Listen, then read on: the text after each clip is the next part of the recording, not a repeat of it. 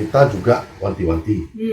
Kita merasa takut pastinya karena di media sosial itu cepet banget beritanya, cepet banget. Selamat datang kembali ke channel Valentine Yes or or No. Pagi semuanya, teman-teman, pagi semuanya. Jadi ini video kedua kita. Kita akan membahas tentang yang lagi maraknya itu Tentang gagal ginjal anak. Ya kan?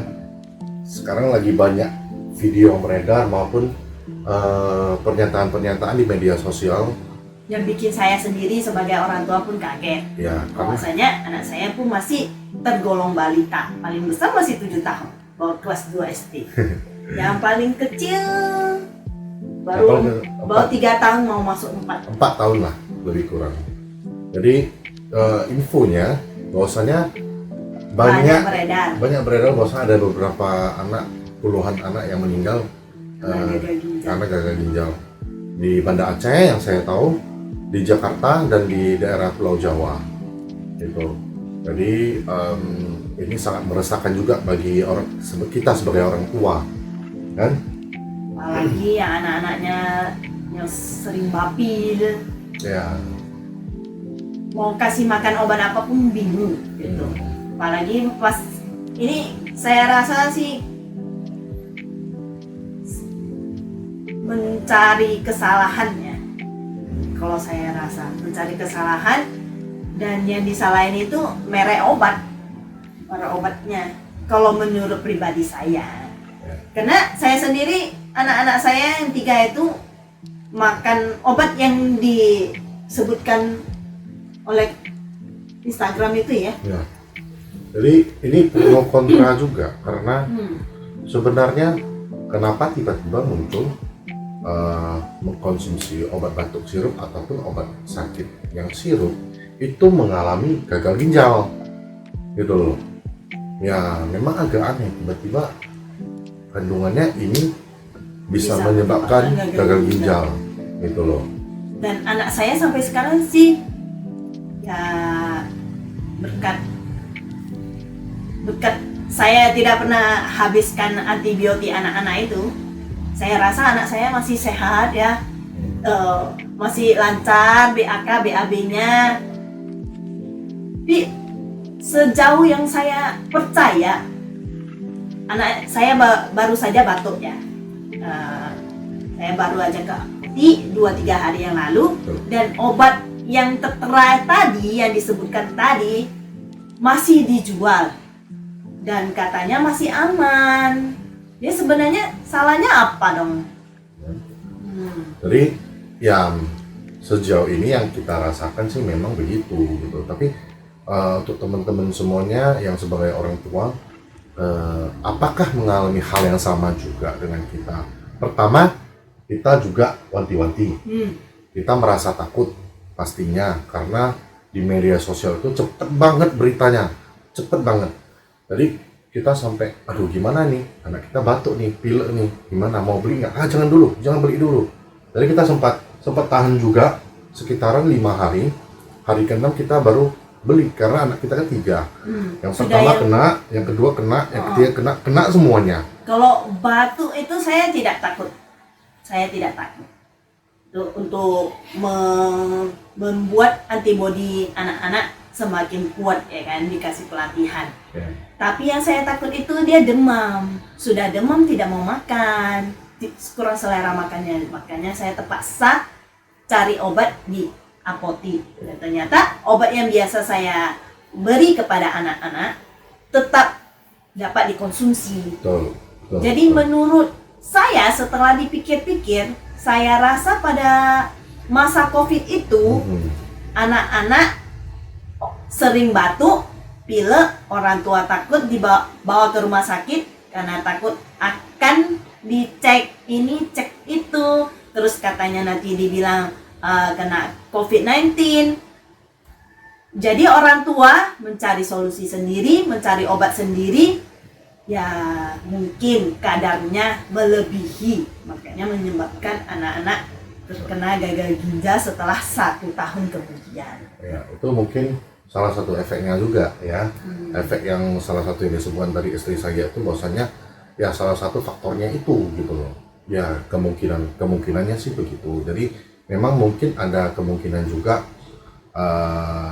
yang ada faktor lain yang kita tidak tahu ya, kita tidak ketahui. Yang kita tahu, kita tinggal di sini, tinggal di Indonesia, apa yang memang sudah dijual di apotik yang memang Berarti otomatis aman. dan itu aman buat kita Harusnya gitu aman. loh. Jadi kita pun nggak risaukan lagi. Ya udah, anak Tapi demam memang- beli ini, sirup pilek kita beli ini, batuk kita beli ini gitu. Setiap pembelian obat batuk, kami selalu menyertakan pembelian antibiotik. Tapi antibiotik anak 1 botol kami selalu bagi menjadi 3 anak. Ya. Dan kalau belum sembuh, Nah. paling banyak hanya beli 3 botol. Setelah itu kalau sudah sembuh, antibiotiknya belum habis, kami tidak akan memberikan lagi kepada anak sampai habis sesuai anjuran dokter. Ya, jadi kita nggak, pokoknya ya udah habis, udah sembuh, nggak habis, ya sudah gitu loh. Kita pun nggak pakai lagi obatnya. Gitu Karena menurut saya itu, saya punya orang tua ya kan, yang sudah lansia. Kalau orang tua memakan terlalu banyak obat, ginjalnya pasti akan rusak. Begitu. Pengalaman saya, sepengetahuan saya begitu. Jadi anak-anak saya itu kalau tidak terlalu parah atau gimana, masih bisa makan, olahraga, lari-lari, semangat gitu. Saya tetap nggak akan anjurkan obat terus menerus. Mungkin 1-2 kali ada, tapi kalau terus menerus sampai anak-anak sembuh, saya tidak pernah. Ya. Si Kalau tidak parah, tidak akan beli. kita sih sepengalaman kita mengasuh 3 anak ini, ya apabila anak udah panas, udah masuk ke fase dimana musim Kurang pancaroba, ya dari panas ke hujan, hujan ke panas, panas ke hujan, itu pasti anak-anak akan sakit, Betul. pilek, batuk, itu udah Rata-rata pasti. anak di bawah 7 tahun begitu. Ya, jadi kadang kita, sepengalaman kita itu kadang kita membawa anak kita itu apa? Kita ajak mereka makan yang mereka suka, ke tempat bermain ataupun ke berenang. Biar penyemangat, biar dia bisa. Ya, Dengan semangat, sakit pun akan hilang. betul. Jadi kita itu ada kasih mereka satu kesenangan buat mereka, anak-anak itu. Jadi mereka pun Katanya endorfin ya. Iya. Endorfin bisa memboost kesehatan menjadi lebih. ya, jadi bawalah mereka seperti jalan-jalan, bermain bola, kemudian berenang, ataupun kasih makanan mereka yang suka seperti es krim, tapi es krim yang vanila. Kemudian apa yang membuat mereka lebih semangat, ayam goreng, ya pokoknya ya sesuatu yang membuat mereka lebih inilah, lebih semangat gitu. Karena kan anak-anak kurang, adalah masanya kita sakit juga kurang selera, pengen makan yang kita betul. pengen. Jadi kalau yang dilarang itu makan sedikit tak apalah harusnya. Ya, jadi ya itulah saran dari kita yang pernah kita alami juga, kita sharing ke sini semuanya. Jangan terlalu percaya sosial media. Boleh ditanya-tanyakan lagi kembali kepada dokter langganan Anda atau apotik langganan Anda. ibu-ibu semua.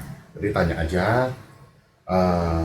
tanya sedetail mungkin, jangan sampai ada yang mengganggu di pikiran-pikiran teman-teman semuanya, orang tua semuanya. Tanya saja, biar untuk apotik mereka setidaknya 30-40% mereka tahu. Betul. Gitu. Kalau bisa saya anjurkan cari apotik yang ada dokternya atau ada apotekernya. Ya. Jadi video kali ini sampai di sini dulu, yang udah kita sharing semuanya dan pengalaman kita juga udah kita sharing. Oke. Jadi bisa share komen-komen Anda semuanya di bawah dan dukung video kami terus, dukung channel kami terus untuk lebih baik ke depannya. Tadi kasih like, Dan subscribe. subscribe. Oke? Sampai jumpa nanti di Sampai jumpa. video selanjutnya. Oke, ciao.